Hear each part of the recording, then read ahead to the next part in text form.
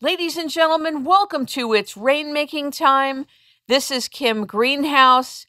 I want you to put on your seatbelts today because we are going to turn the tables, the understanding and the paradigm about cholesterol and saturated fat and fats in general on its ear. We've invited Dr. Uffe Ravnskov, MD and Ph.D., born in Copenhagen, Denmark, and living in Sweden, who has published and done massive amounts of research about cholesterol. He is the author of so many books: The Cholesterol Myths, Exposing the Fallacy that Saturated Fat and Cholesterol Cause Heart Disease, Fat and Cholesterol Are Good for You, Ignore the Awkward, How the Cholesterol Myths Are Being Kept Alive. He is the founder of the International Network of Cholesterol Skeptics. And he says that cholesterol is not to fear. It's really to fear or not fear cholesterol that is the question. What he's really going to be talking about today is the science of cholesterol, how the myths got created, and how they are being continuously upheld, both in academia, in medicine, and in science. I'm very honored to have him here today to dispel these myths because as a little girl, like many of you, even now, we are told that cholesterol causes heart attacks. Many of us are on pharmaceutical drugs that have terrible side effects because we believe that and we accept that. Ladies and gentlemen, stay open and welcome Dr. Uffe Ravnskov to It's Rainmaking Time. Good morning and good afternoon to you in Sweden. Good morning. Well, it's afternoon here, yes, you're right. Well, I know that you were one of the first people in the world that noticed that the science has been flawed for many, many years and that you've paid the price for the early research that you've done revealing this. I'd like you to talk a little bit about the diet heart hypothesis being circumstantial, confusing, and wrong. But first, I want to say something about True Scientist that's in your book. And that is that the medical hypothesis has been wrong for a long time, and that the reason for this is that the scientists are more concerned with the prestige of their own hypothesis than the actual solutions to medical problems.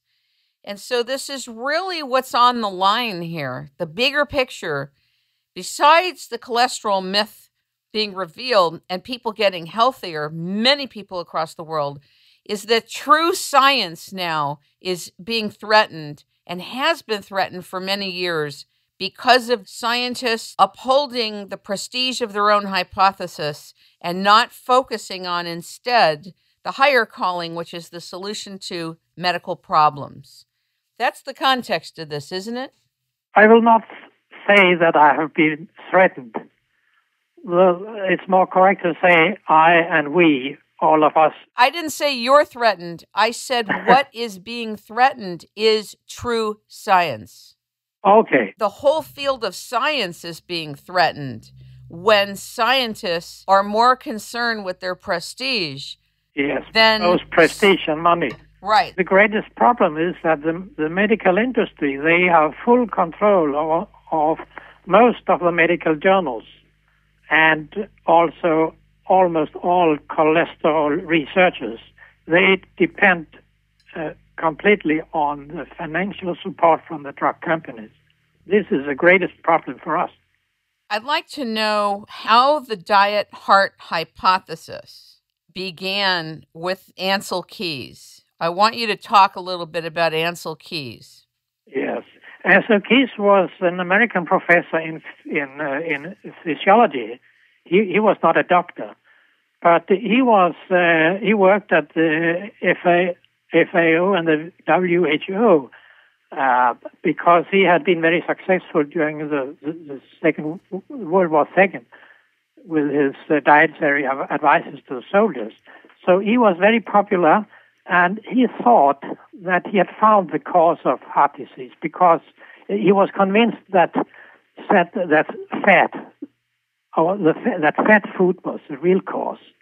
And as a proof, he published a paper in 1953 showing the association between heart mortality in 6 countries and their consumption of fat in the same countries.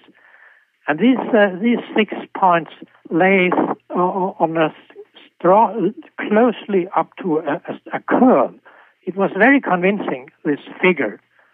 In Finland, they ate most saturated fat, and most people died from heart disease in that country. In Japan, it was just the opposite, and the other countries lay in between. However, 4 years later, 2 American researchers they studied the background of these figures. He had the figures from the WHO and FAO, and they found that he had selected 6 countries that suited his hypothesis, whereas data from 22 countries that were available, these data were available at that time, he had ignored them. So if you use all the figures from these 28 countries, there's no association whatsoever. Well, that's pure fraud, in my view. What do you think the motivation was? Do you think it's just ego? He fell in love with his thought? I don't know. Well, maybe he thought it was right, and to convince his research fellows, he chose data that were the best for doing that. He may not have been fraudulent, but in fact, the way he has presented this figure, this is fraud. You say that people with low cholesterol have become just as, I don't even know how to pronounce it. Yes. The second part of the hypothesis says that saturated fat raises cholesterol, which is not true either. And high cholesterol is a cause of atherosclerosis and cardiovascular disease. And the latter idea was presented for the first time by the Framingham researchers. That's a little town outside Boston named Framingham, and here sat a group of researchers and collected data from a few thousand of the inhabitants in Framingham. And when they examined them 6 or 7 years later, they found that those who had got a heart attack during these 7 years, their cholesterol was a little higher at the beginning. There was not a great difference. It was only a little higher. And they were so excited of this finding because, in atherosclerosis, there's much cholesterol. And here they say, we know now that when cholesterol is high in the blood, then atherosclerosis expand or grow. But this was very far from the truth, because 30 years after they started this investigation, they followed up all the participants. And what they found was that those whose cholesterol had went down died more often from heart disease than those whose cholesterol had went upwards. Just the opposite of what they expected. Another thing was that high cholesterol was not a risk factor for people after age 49, and it wasn't a risk factor for women either. But these facts have been ignored. A few years later, the Framingham group published a new study, and here they say just the opposite. And when researchers cite the 30-year observation study from Framingham, they say the opposite also. And most researchers, they believe in college writing in scientific papers. They didn't check. They didn't check the science backwards, as I have done. So they don't know about it. And the fact that cholesterol is not our enemy has been shown again and again. First, as you mentioned, there's absolutely no association between degree of atherosclerosis in dead people and their cholesterol level in the blood. It has been shown again and again. Those with low cholesterol, they are just as atherosclerotic as people with high cholesterol. There's no difference. Why is cholesterol good for us? First of all, what is it, and why is cholesterol good for us? Cholesterol is one of the most important compounds in our body. all cell walls need cholesterol. Cholesterol is necessary for the nerves. It's necessary for our brain. The largest content of cholesterol in any organ in the body, you will find that in the brain. And the brain needs a steady production of cholesterol to function properly. Furthermore, you use cholesterol for making other molecules. You use it for making sex hormones, for stress hormones, and you use it for making vitamin D. By the help of the skin produces vitamin D from cholesterol molecules. The cholesterol molecules are changed a little by the sunshine to vitamin D. Another, you have probably heard about the LDL and the HDL, the good and the bad cholesterol. Yes, and I want you to talk about LDL and HDL because LDL and HDL.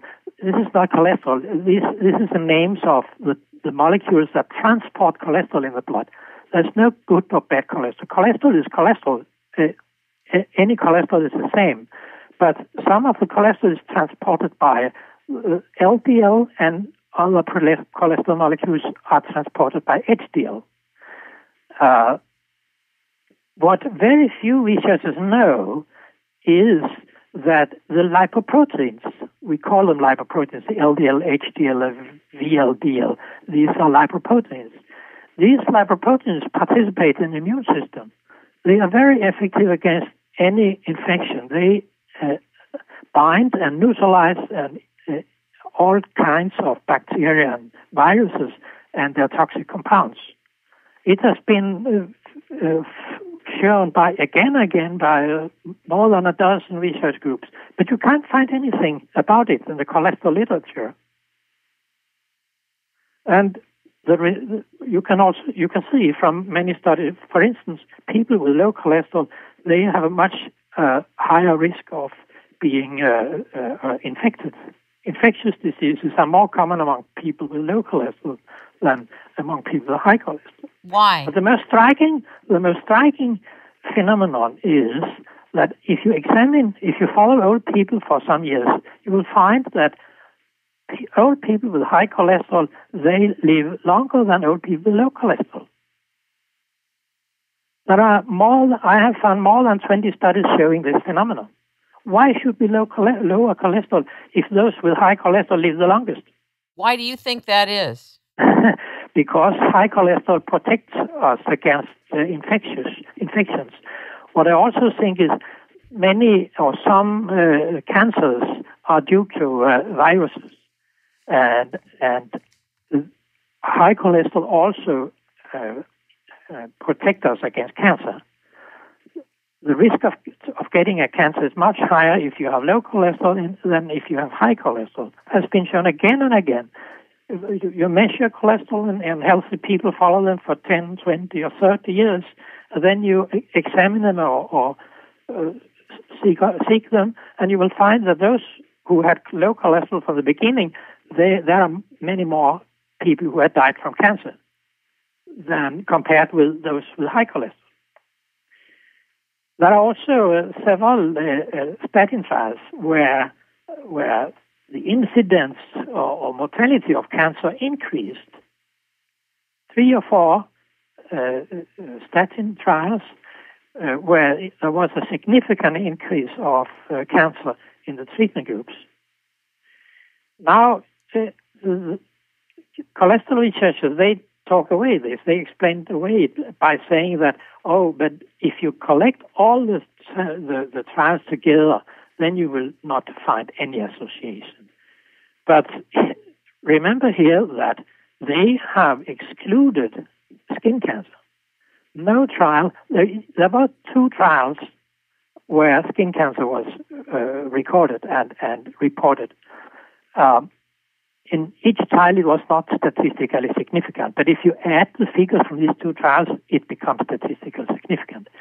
But since then, all trial directors have ignored reporting skin cancer. Why? Because what will that show? Because if statins are carcinogenic, if statins produce cancer, then the first cancer we should expect to see is, of course, skin cancer, because skin cancer, it's very easy to find it, to diagnose it on an early stage, whereas lung cancer, it takes 20 or 30 years before you have lung cancer. You mean you do not get lung cancer after having smoked for 10 years. You have to smoke much longer time.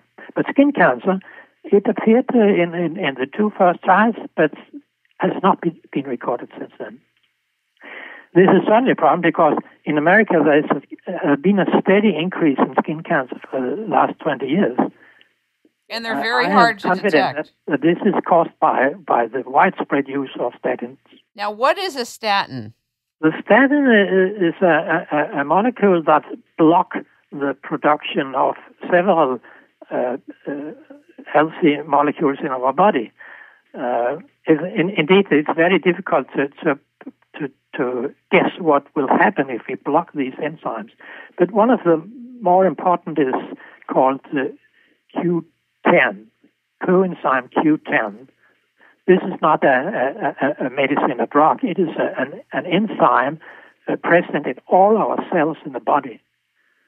These cells are necessary to produce power in our cells, warmth and energy in the cells. It's like a power, a necessary.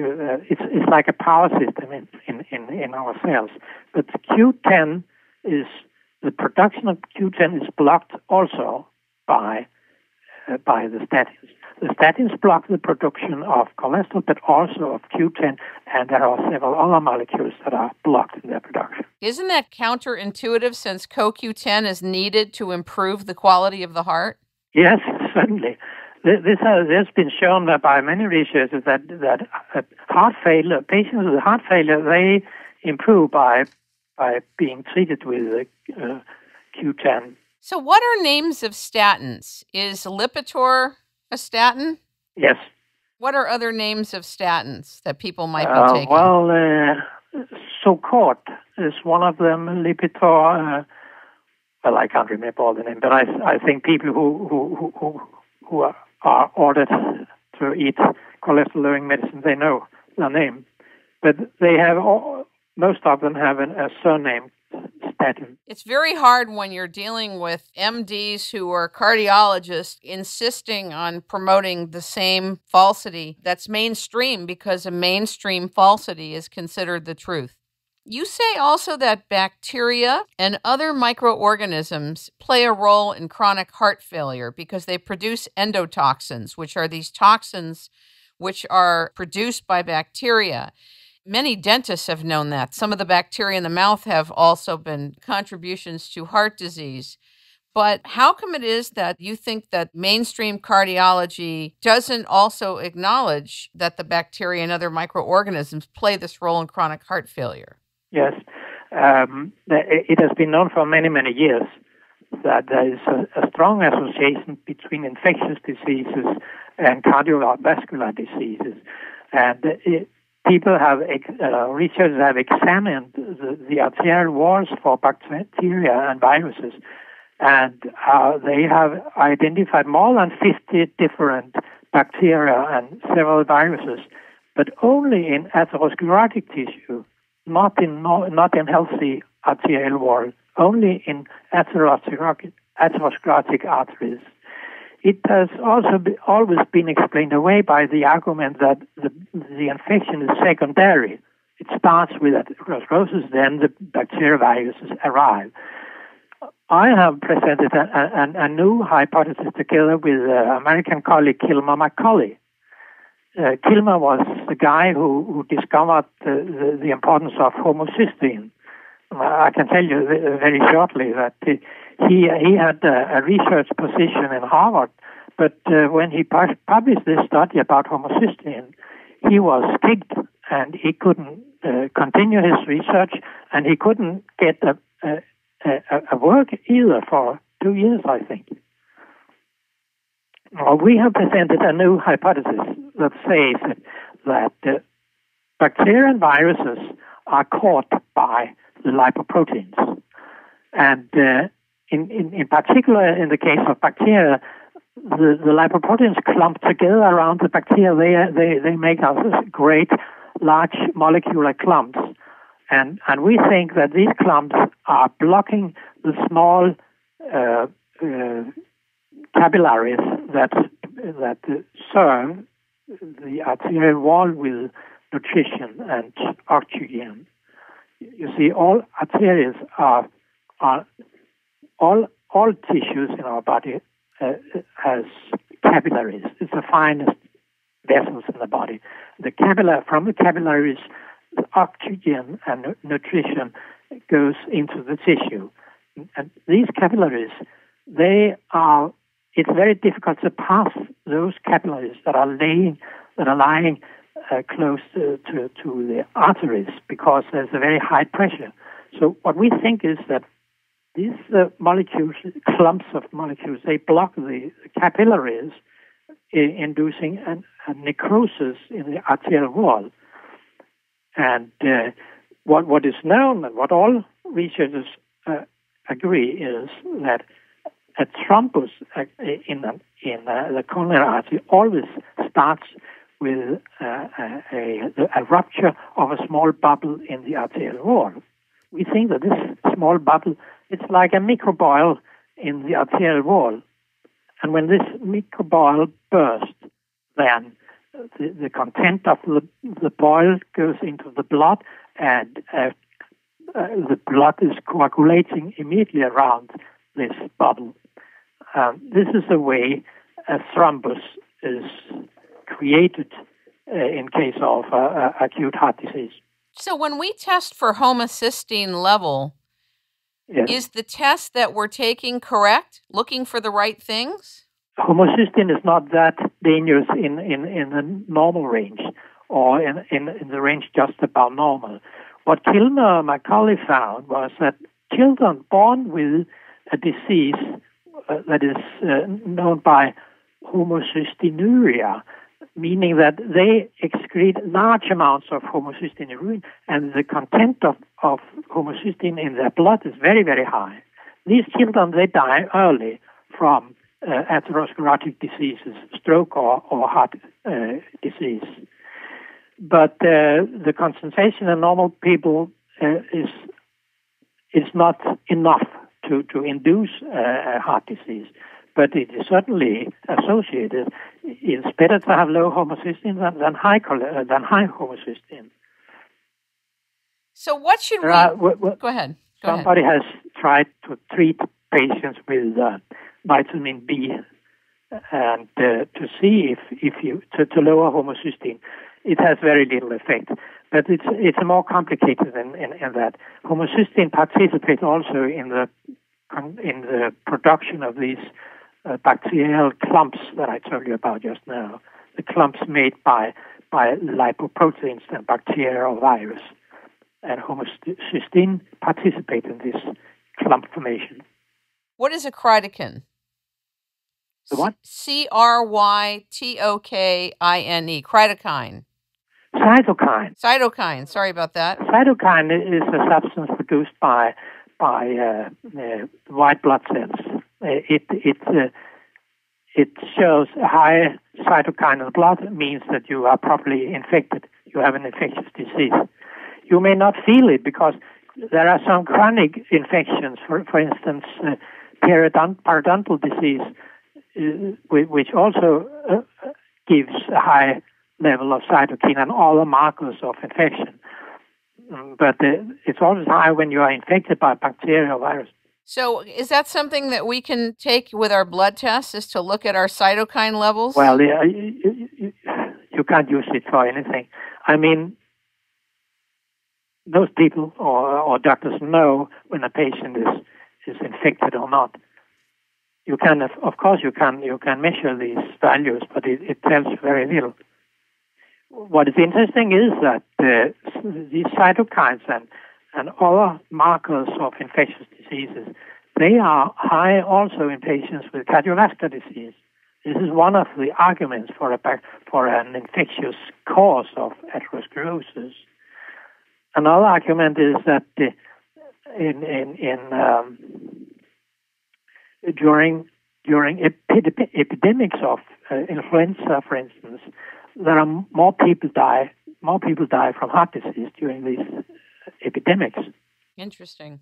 Now, the United States has turned into a carbohydrate, sugar-eating country that lives on grains and packaged foods. And due to this, there's been a large elevation in obesity and diabetes. It was these dietary advices were introduced in 1984 when the official cholesterol campaign started. Then all people were advised to eat more carbohydrates and less fat, even diabetics. And they said, well, if their sugar, the blood sugar goes up, they can take more insulin.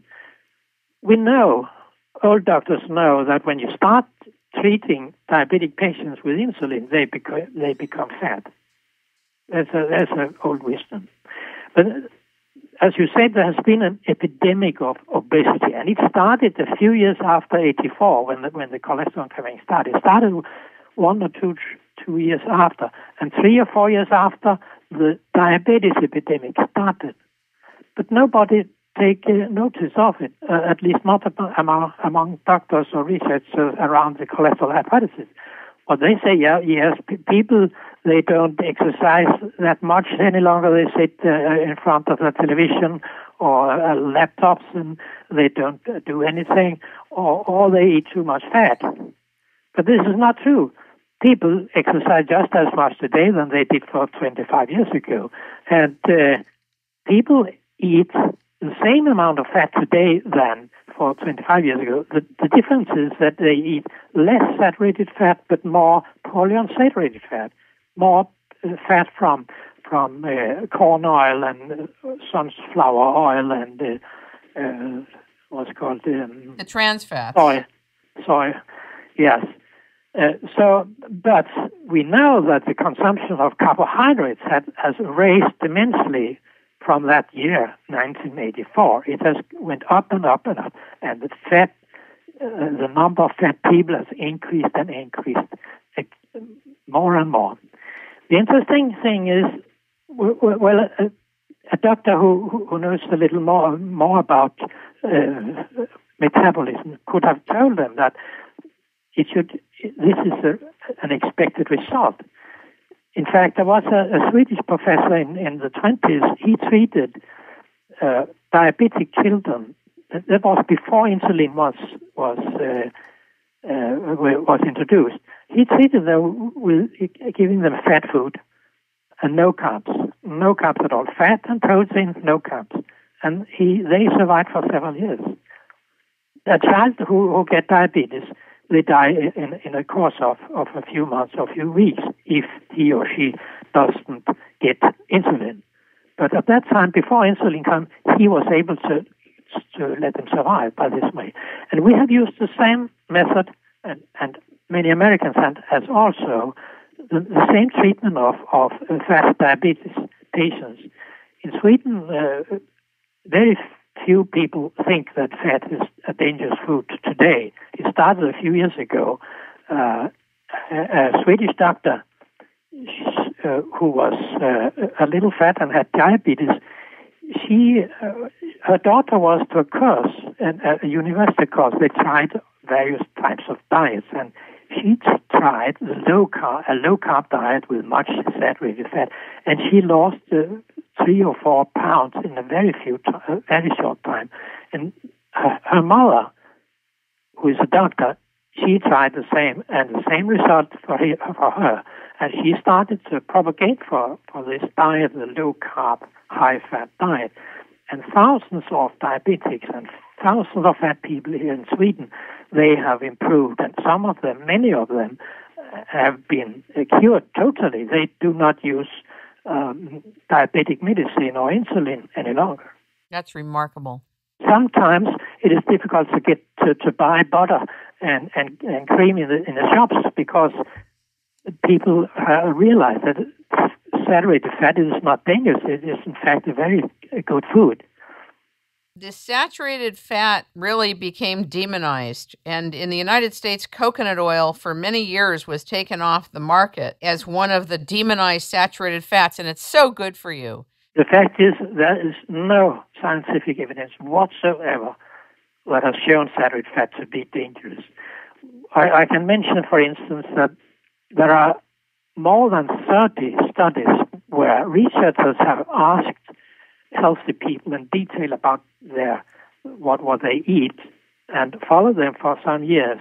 And now and then they have asked them again. And none of these studies have found that people who gorge in saturated fat, they get heart disease more often than those who follow the dietary guidelines. No study. In fact, there are 6 or 7 studies that found that people with stroke, they have eaten less saturated fat than healthy people. Wow. No study has found the opposite. Why is saturated fat good for you? Well, saturated fat, I mean, our body consists mostly of saturated fat, and we produce it in large amounts every day, saturated fat, and we can burn it also. We can burn it, use it for energy. But why should it be dangerous? Some studies have even shown that the people who eat much saturated fat, they are healthier in many ways. There is a British study. A British researcher, he analyzed 10 population studies where they have followed the diet, and what they found in Britain was that those who ate most saturated fat, most products with a high intake or with a high content of saturated fat, they got fewer heart attacks than those who ate little. In your book, Fat and Cholesterol, you say that saturated fat has nothing to do with cholesterol. No. It's two quite different molecules. Saturated fat is a simple molecule consisting of a chain of carbon atoms, but cholesterol is a very complicated structure. So no, they have nothing to do with each other. Cholesterol is produced by carbohydrates. Saturated fat can also be produced by carbohydrates, but it's quite another way in the metabolism. So this has nothing to do with each other. The reason why we have been told that saturated fat raises cholesterol, this is experiments performed by Ancel Keys, the guy we started with, Ancel Keys and a few other researchers. But what they did was that they gave a diet to the participants in the trial. They gave a diet with less saturated fat, but they increased the intake of polyunsaturated fat. And this is true. If you eat much polyunsaturated fat, cholesterol goes up a little. But what does it mean, you would ask? I don't know. But probably is it that to build cell walls and build nerves and brain cells, you need saturated fat. And you need cholesterol. And when you eat polyunsaturated, we'll take that once again. Huh? Take away that. The reason is that our cells need both saturated fat and cholesterol. And if we reduce our intake of saturated fat and eat polyunsaturated fat instead, then the body feel that there's something wrong going on here, so they produce more cholesterol to stabilize the cell walls. This is a hypothesis. I don't know if it's the truth, but the fact is that if you do not do anything else than increase the intake of saturated, for instance, if you increase the intake of saturated fat and decrease the intake of carbohydrates, the cholesterol level doesn't change. In fact, the good cholesterol increases a little. What that means, I don't know. But there's no evidence that eating much saturated fat raises your cholesterol. So fat doesn't cause fat. Eating fat does not cause fat. This is also an old dome that you tell people, and it's so easy to understand. It's obvious if you eat fat, you get fat. But it's not true. It's just the opposite. People who eat fat, they get more satisfied in a shorter time.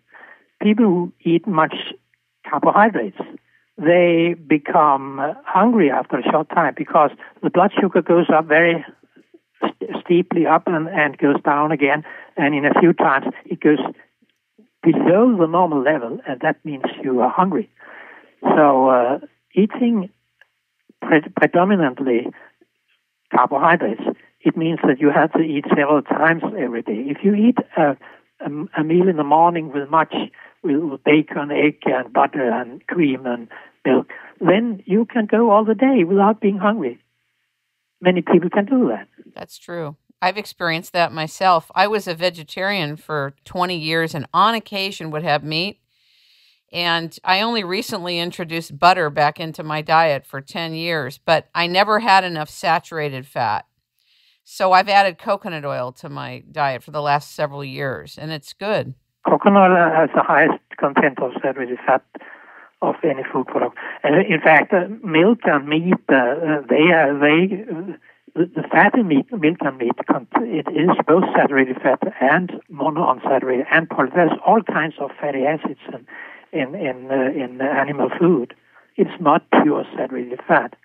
So if you really want extra saturated fat, that's a good idea to use coconut oil. Let's talk a little bit about consensus. Now, my understanding is that consensus is not part of science. It's not meant to be part of science, but now it's being forced on science. Do you agree with that? Yeah. This is a very interesting Talk about your phenomenon. understanding of consensus. Well, the consensus, if you have an idea and you want to introduce it, for instance, tell people that you should eat less saturated fat, it's a good idea to make a conference and only invite people who agree with you. And then you made a consensus. You can say, we were 30 or 40 professors from all over the world, and we all agree that this and that. We all agree that saturated fat is dangerous. There was a consensus conference in 1984, but there were a few critics among the listeners, but they wasn't allowed to influence the content of the report that was published afterwards. In fact, this report was already written before the Congress. Are you talking about the Michael Oliver from Scotland, the director of the WHO trial? Yes. The WHO trial? Oh, yes. He pointed out that several of these cholesterol-lowering drugs, it was before the statin period, several of these cholesterol-lowering drugs increased the frequency of cancer. It resulted in cancer. And Michael Oliver, one of Michael Oliver's trials, was a large trial in the WHO's, ordered by them. And there were more who died from cancer in those who got the cholesterol-lowering drugs. It was ignored at the consensus conference. There's nothing in the report about the criticism in the public in the audience. Everything had been decided before, but in all conferences after that one in 1984, they have only invited people with the right view on cholesterol. It reminds me of the IPCC had already made up their mind and propagated an agenda about climate change and only allowed people who would agree with the proposition and would go along with the climate consensus. I had no idea about any of this, but learned this over the last few years. And this reminds me very much that there are many similarities. Yeah, very similar. It's a fact that the temperature is going up, but it has been exaggerated. And as far as I know, but I'm not a geologist, or I know a few experts on that period on that issue, and they say nobody knows why the temperature is going up. It's funny that you're saying that, because the people that I've spoken with are measuring that we're in a cooling cycle now, and only in certain places of the world are the temperature going up. But remember that we have the spraying of the air, we have the infiltration of the military-industrial complex that's tampering with weather. And so there's a lot more forcings going on when we look at climate and weather than ever were before. So it's a lot more complicated even to talk about it. But the issue of consensus is a central theme in the manipulation of science. That's what I'm getting to. That's what I'm noticing. Yes. Can we talk about the anguish of angiography? What is angiography and why is it important? Angiography is a way to examine the vessels in our body. You inject a substance containing iodine compounds, and iodine is visible on the X-ray. Then you can see very clearly how your vessels look like at the inside. But to use this method as a proof that anything worsen or improve the vessels, it is hopeless, because your vessel, what the researchers do, they measure the diameter of the vessels, and if the diameter becomes shorter, they say that the vessels have worsened, and if the diameter widen, the vessels have improved. But you can't do that, because just the fact that you become stressed will change the diameter by 30 or 40%. The vessel may the diameter will decrease by 30 to 40%. But in the trials, when you lower cholesterol and measure the diameter, the changes seen are less than a tenth of a millimeter. What does this mean? And you have absolutely no control over the influence of stress of the patient. Interesting. Very interesting. I want you to tell me and tell the audience your understanding of the Mediterranean diet by Dr. Michael de Lourgerel and his team from Lyon, France. Basically, what have you found about that diet? Well, Michael de Lourgerel is also a cholesterol skeptic. What he did was that he gave extra, I think was olive oil, to the patients in the treatment group. He did not I'm not sure. He gave a little less saturated fat, but they got extra olive oil to the patient. But what they found was that patients who died not from a coronary disease, not from a thrombus, but they died suddenly from heart disease. They what's it called in English? They suddenly fell down on the earth and were dead. Such cases were decreased by this diet, but nothing happened with cholesterol. The cholesterol the cholesterol level in the blood was the same in both groups. It has absolutely nothing to do with cholesterol. That's fascinating. Yes. Well, when you mention the Mediterranean diet, it is also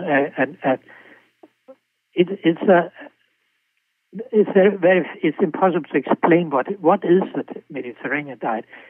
This the term was invented many years ago when a study in WHO was performed in many countries. They measured cholesterol. They measured the intake of various foods in the various countries, and when they compared the cholesterol in the populations with heart mortality, there was no association. For instance, in France, they had very high cholesterol, but the mortality of heart disease is low in France. And they couldn't explain that. So they said this is the French paradox. The paradox it's no paradox, because there was no association at all in among all these countries. other countries had high cholesterol and low heart mortality as well, for instance, in Luxembourg. But to explain away these disturbing findings, they invented the Mediterranean diet. They say, obviously, the French are doing something that prevents them, in spite of their high cholesterol. They're drinking wine, or they're eating more olive oil, or whatever. But you can't. You don't know anything about the Mediterranean diet. What we also know is that Italians, they eat much saturated fat as well. If you have traveled in Italy, you will know that. They gorge in cheese and meat and everything with much saturated fat. This is nonsense. The Mediterranean diet has no meaning. What you're saying is it's an improper example. Yeah. Just as an aside, completely separate from anything on cholesterol and fat, do you think that red wine helps people? Or do you think it's been given a false association? Well, you see, people have examined how long people die and related to how long people live, how long time they live, and compared it with the consumption of alcohol. And what they found was that people who drink much alcohol and people who drink nothing at all, they live shorter than those who drink moderately. But I mean, this is no problem, because there are so many other factors that are associated with the consumption of wine. Sure. Among those who do not drink wine at all, you will find previous alcoholics, many of these previous alcoholics, those who succeed in treating their alcoholism, they are non-drinkers. Of course, if you have been alcoholic in 20 or 30 years, you live shorter than those who have not. So such studies are meaningless. What do you think about dementia and memory loss with respect to fat and cholesterol? Yes, that's a serious problem. Many studies have shown that people with low cholesterol, their brain is not functioning properly. Some of them are aggressive, some of them are depressive, some of them, many of them who perform a suicide, they have very often low cholesterol. So obviously it's good to have a high cholesterol for the brain function. And as I mentioned, the use of one of the side effects with the statin treatment is brain symptoms. Brain symptoms as bad memory, depression, anxiety, nightmares, and so forth. This has been reported for many, many years by Wayne Gravelin, the space doctor, to the FDA, but they haven't told their colleagues it before now.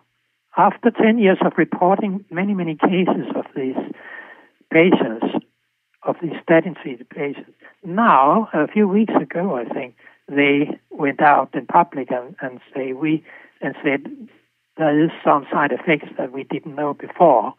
For instance, memory loss. And they also pointed out that muscular problems was much more common than we have been told by the drug companies. According to the drug companies, it's less than 1% who get muscular problems. But independent researchers have shown that more than 20% of those treated with statins, they got muscular problems. The problem occur not immediately, and therefore